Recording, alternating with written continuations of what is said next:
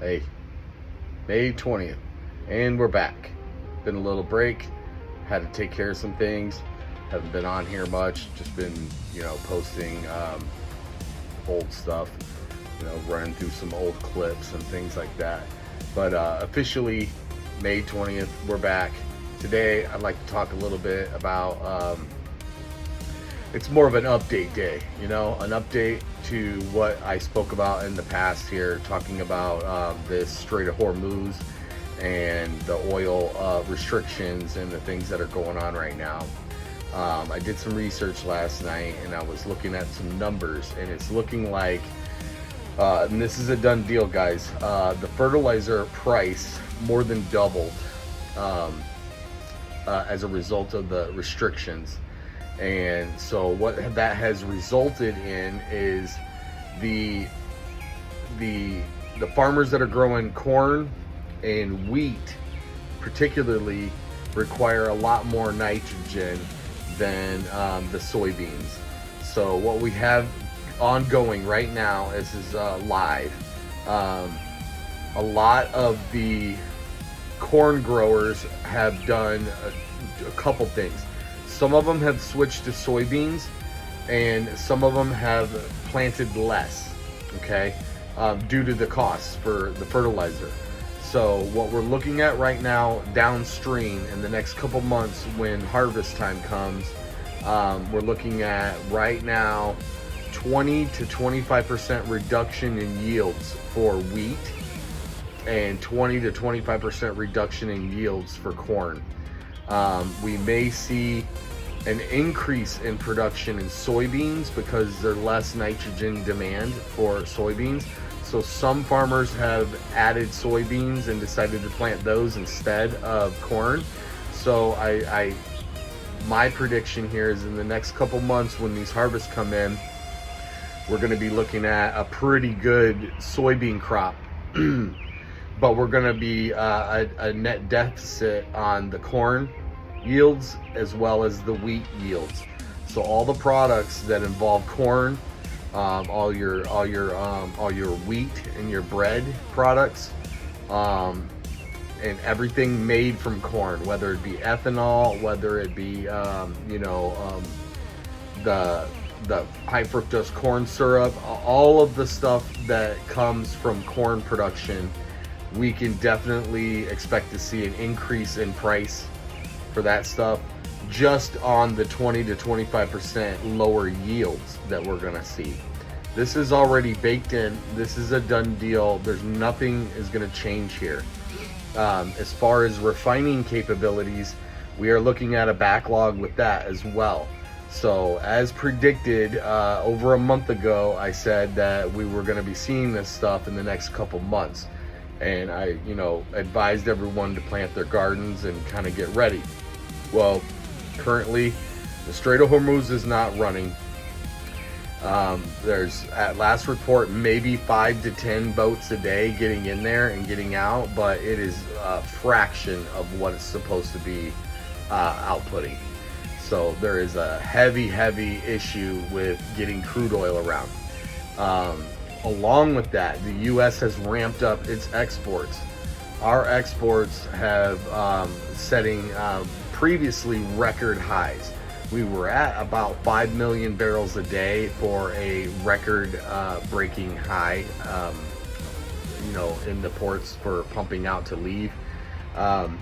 We have shattered that every single day since the tanker ships have arrived. Whether or not we can keep this up is debatable.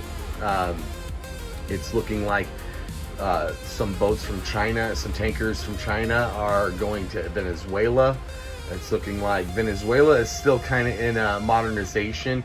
They have a lot of oil, but a lot of their stuff is in disrepair, and it is going to require the people at Chevron and Mobil and the big boys. It's going to require them to get down there and really assay everything that's going on and make an action plan.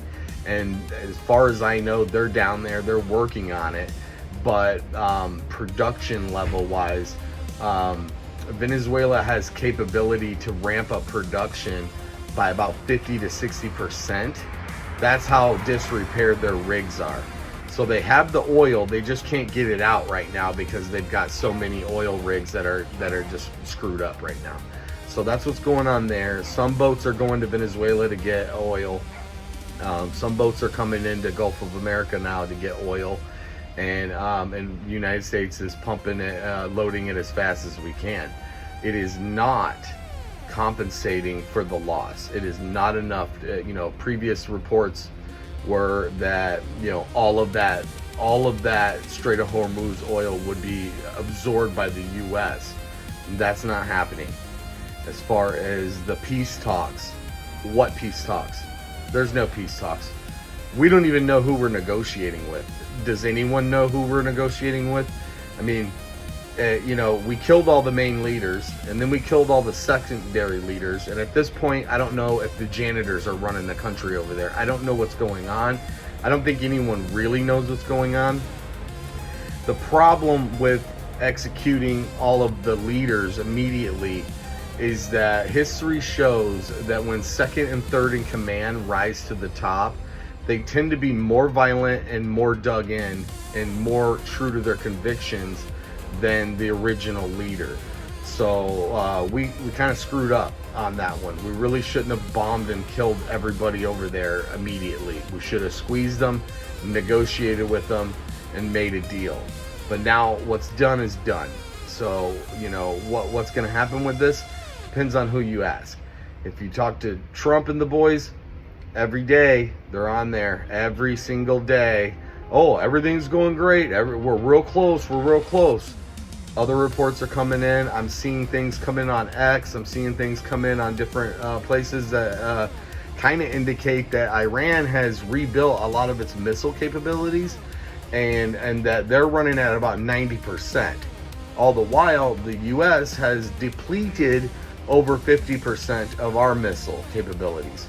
So, it's not looking good, guys, and it's right back to where it was. And I hate to harp on this and keep going, but real world effects right now baked in. We're going to see a 20 to 25% reduction in our corn production this year. We're going to see a 20 to 25% reduction in wheat production this year. That is going to hit the shelves, and that is going to be a real cost in that, supply, demand, right? Demand's not changing. Everybody wants what they normally buy. So the demand isn't going to change. But with supply yields down, 25%, we can expect an increase in the price of all of those products across the board. There's also this lingering issue with the fuel costs right now. What was originally thought would happen is that the U.S. would absorb a lot of this, and because it's all on OPEC, on the international market, that the oil price would be stabilized and it would maintain itself back down into 75 to 85 range per barrel. That's not happening. On the daily, just yesterday it spiked to 106. Okay, it spiked to 106. Silver tanked. I'm heavily invested in Core Mining. That's CDE. They're North American miners. I'm heavily invested in them. I saw their stock go all the way down into the 16s yesterday, and I took that as an opportunity, and I loaded another like 100 shares. So if you have the ability to play this game the right way, you can secure some assets this way. I'm a firm believer in gold, silver. What's happening right now is a direct relation with oil. See, when oil goes up, the price of oil goes up, that's good for the US dollar, okay?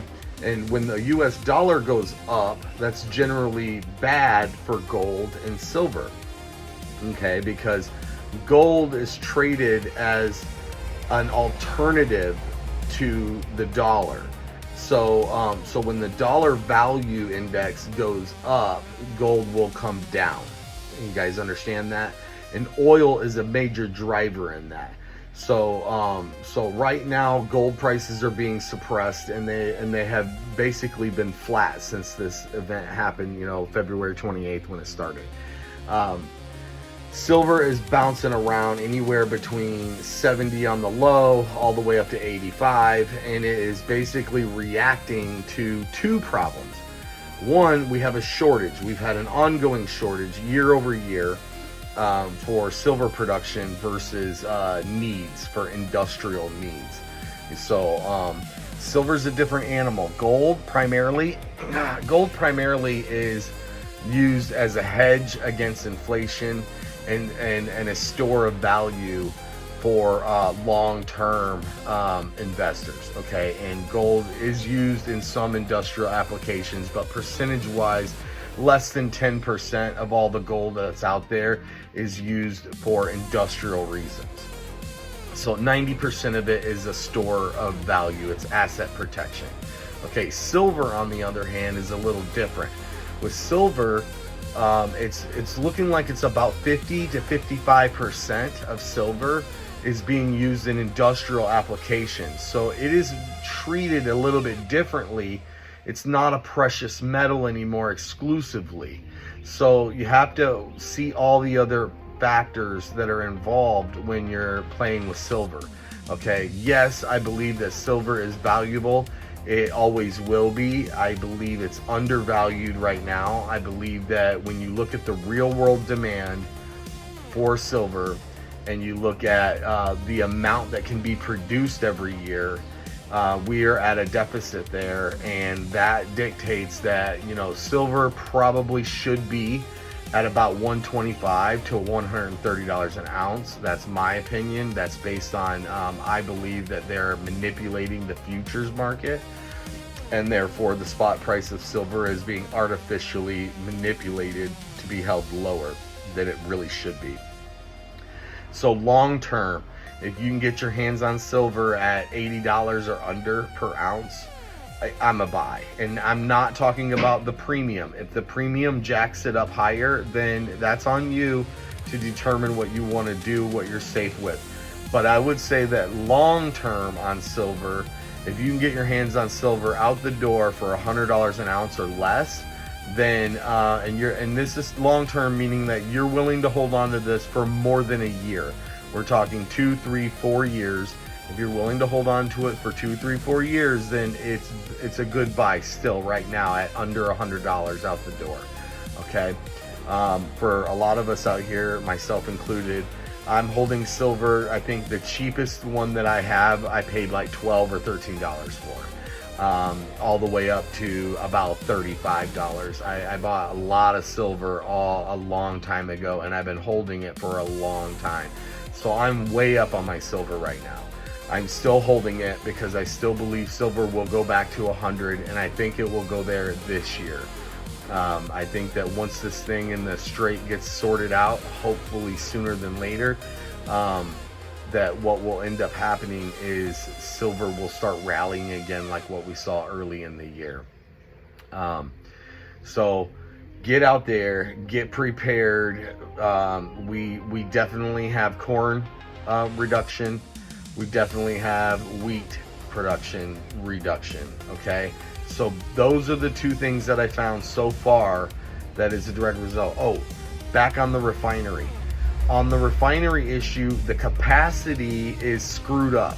Okay, there's some major refiners over in Russia that Ukraine has destroyed. So Russia has refining capacity that's messed up. Iran has refining capacity that's messed up. The United States has multiple refineries that were in disrepair. One could argue that they were planning on building a new one. And it just so happened that the old one caught on fire. Whether or not that was on purpose or it's deemed an accident, you guys decide on that. I won't input, but it's a coincidence, right? Right after this conflict with Iran starts, that one down in Corpus Christi catches on fire, and it was the largest refinery in the United States. It was also one of our oldest refineries. It was also one of the refineries that was in the most disrepair It was also one of the refineries that would cost the most to rehab and modernize, but it will cost less if you burn it to the ground and build a new one. So you draw your own conclusions on that. I don't know what's going on there. What else is going on? Oh boy, what else is going on? Okay, so we got a 17-year-old and a 19-year-old decided to go into an Islamic child care facility in California and shoot the place up. Why? Has anyone questioned why? They're being real close-lipped about this. What does a 17 and a 19-year-old have to be so outraged about that they would want to pick up arms and go into a place like this? I have my theory is that we've got to keep an eye on our kids and what they're doing online. There's a lot of misinformation and brainwashing going on, and it's just concerning, you know, because it doesn't make sense. You know what I mean? A 17-year-old and a 19-year-old will go into a place like this and shoot it up. I mean, it's just a lot of holes in that story, and we're not getting a lot out of that. Other news. It looks like some primaries, some things are coming in on some primaries across the country, and guys, what are we doing? Okay, why are we voting these people in? Why are we getting rid of people that are actually trying to do good in this country, and instead we're voting for you know, the purple-haired weirdos? Okay, and I'm not talking about party lines. I'm talking about what the hell are we doing in this country, guys? Do you not see what's happening right now? Everything that's happening right now is on the people that are in there. None of those people need to be reelected. Not one of them. Now that Massey's out, which is the only guy that I actually liked, now that he's out, get rid of everybody. Fire every fucking one of them. Okay? Because you want to see real change in this country, then you're going to have to put new fucking people in there. Okay? You cannot keep the same people in there and expect them to do something different next time. No matter what they say, they're fucking lying to us. They're lying to us all. Okay? Now, shifting gears to the AI issue and the data centers. This is going to be a huge issue, guys. You have to get involved at the local level. Okay? I wish there was something more that I could do or tell you to do, but you know, I can't be in every county in this country. Okay, some of the things that are going on is basically going to be your goddamn fault. It's going to be your fault because you didn't get off your ass and you didn't go down to the county meeting and you didn't put your 2 cents in. And if you guys are against this AI and you're against them sucking your wells dry and you're against them, you know, making the energy costs are going to quadruple everywhere that these places are going in. And the only way to get it stopped is you guys all got to get off your asses and turn your Netflix off, and you got to get down there and you got to speak up and you got to let them know, not in our fucking town. Okay, you got to let them know. I just heard that they're sending notices to people in Lake Tahoe area. There's like 50 to 60,000 homes out there that get power from Nevada. Okay, and the Nevada Power Company has informed those people, we may not be able to give you the power that you need. We are going to go with this data center instead. What do you do if you're in a neighborhood with 50 or 60,000 people and the power company decides they just don't want to give you power anymore? How are 50 or 60,000 homeowners supposed to come up with the money to build their own power grid, to build their own power plant? You see what I'm saying? This is happening right under our fucking noses, guys, and you know as well as I do, this is not about cloud computing. This is not about sending faster emails. There's something more sinister going on here, and we cannot allow this to happen. Okay? I'm not even going to get into the Stratos project. There's a link on my Facebook page about the Stratos project. You can look and read all about it. That is a huge issue in Utah. 62 square miles.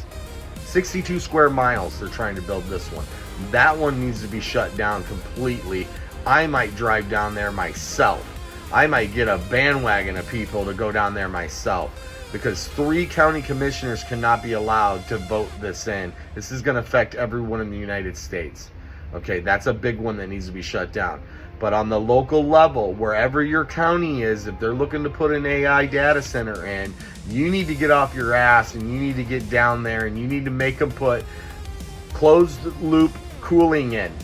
Insist on it. Closed loop cooling requires a lot less water than evaporative cooling. They want to do evaporative cooling because it's cheaper. Okay?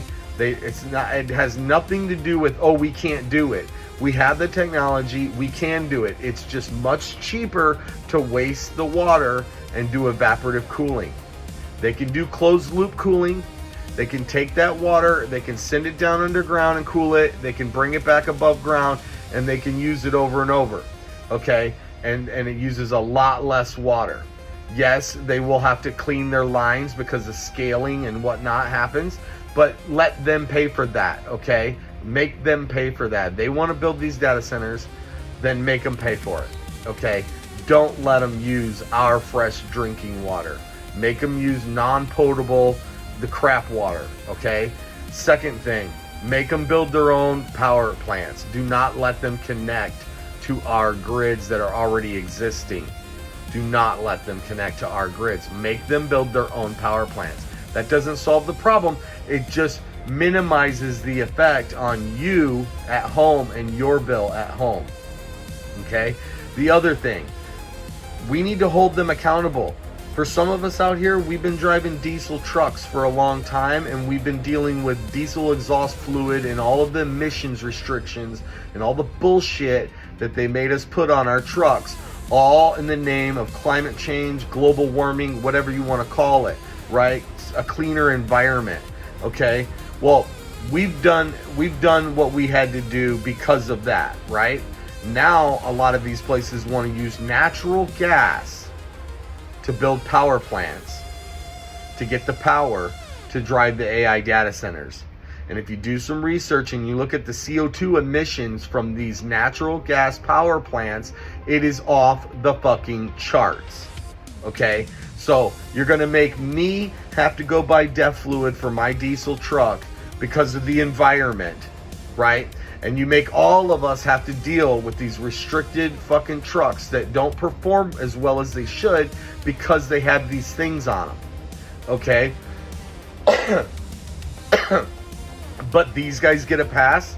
Why? Because they have billions of dollars and they want to build their own power plant. What if I wanted to build my own power plant? I want to do a coal powered plant in my backyard. Am I allowed to do that? No, because of green, global warming, right?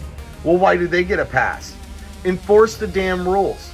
If I've got to abide by these rules that you guys put in, and I can't have a deleted diesel truck that gets, way better gas mileage and way more horsepower and actually lets the motor breathe the way it's supposed to, okay? If I can't have that because of global warming, then they can't have them damn data centers that way. Make them put solar in, make them find a cleaner alternative way. There are some data centers looking into using clean nuclear, or that it's liquid sodium or something like that. I have to look into exactly what kind of process that is. Molten sodium, I can't remember. It's a pretty cool, it's a good clean nuclear. Okay, I'm all for that. Do that. Do something that's renewable. Do something that doesn't kill the planet. Because if it's either that or take all this crap off my truck and let me have my damn diesels back. Why are we all running around with cordless weed eaters? Huh? Everyone's got a cordless weed eater because we can't be running these small motors. That was the reasoning behind that. It wasn't to sell batteries, okay? It was because less engines means cleaner environment.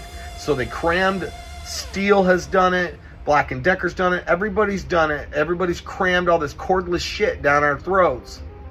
in the name of a cleaner environment, and we're all going to sit back and we're going to let them build data centers and use natural gas power plants, what the fuck is wrong with us? You need to get off your ass. If they're trying to build a county, an AI data center in your city, you need to get off your ass and you need to go down there. And if you ain't got nothing to say, then at least be a person, be a head, show up, crowd the fucking room. That gets noticed too. 100 fucking people that show up and fill every seat, that gets noticed. 1,000 people, that gets noticed. Don't be violent. Don't run your fucking mouth when you go down there. Be silent, okay? But you go down there and you be present, okay? You get 1,000 people show up at the county meeting. 1,000 people don't show up to the county board meetings ever, okay? That's all you need is 1,000 people to show up, and they know that you guys are fucking serious and paying attention. But if you guys all sit on your ass and watch Netflix, then they're gonna pass this shit, and you guys are be the ones feeling the pain in the future. When AI data centers are jacking your home electric bill up to $300, $400, $500 a month, and they're gonna say, well, it's because of reduced capacity, because the AI data centers are taking so much. Okay, and then everyone's gonna be mad, but it's gonna be too late, because your time to act is right now. When it's getting approved in the county level, that is your time right now to go say your piece and get the information that you need and say, okay, I'm okay for that, but one, you're gonna use passive cooling, closed loop cooling. 2, you're gonna build power plants in renewable energy ways. And if they can't do it, then fuck them, shut it down. Here's another thing, you guys, while I'm on a roll here. The other thing about this is all being built on bank money. These companies are not building this on their own dime. They are borrowing hundreds and thousands of millions of dollars, hundreds of millions of dollars to build this, and the bank is paying for it. Now, after they get these places built, who do you think is going to foot the bill if they all decide to go belly up? What if one in this AI race emerges as the better option than everybody else? There's going to be a whole bunch of losers in this, and it's going to be left on the banks. And right now, to this day, there are a lot of banks that are cutting off funding because some of these tech companies were 300, 400, 500 million to the good on their balance sheets and are now 200 or 300 million to the negative in debt on their balance sheets. How are they going to pay that back? If they're not the winner here, how are they paying that back? Who's paying that back? I firmly believe that half of these companies that are building these data centers never intend on paying the bill. They're going to go belly up once it's built. And then they're going to sell it for half cost to the next guy. And that's how this shit gets done.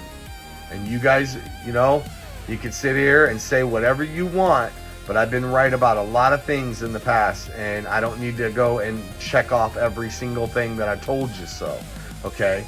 But right now is the time to act on these AI data centers. You gotta get out there. You gotta go to the county meetings, and you gotta put your 2 cents in, and you gotta show up in mass.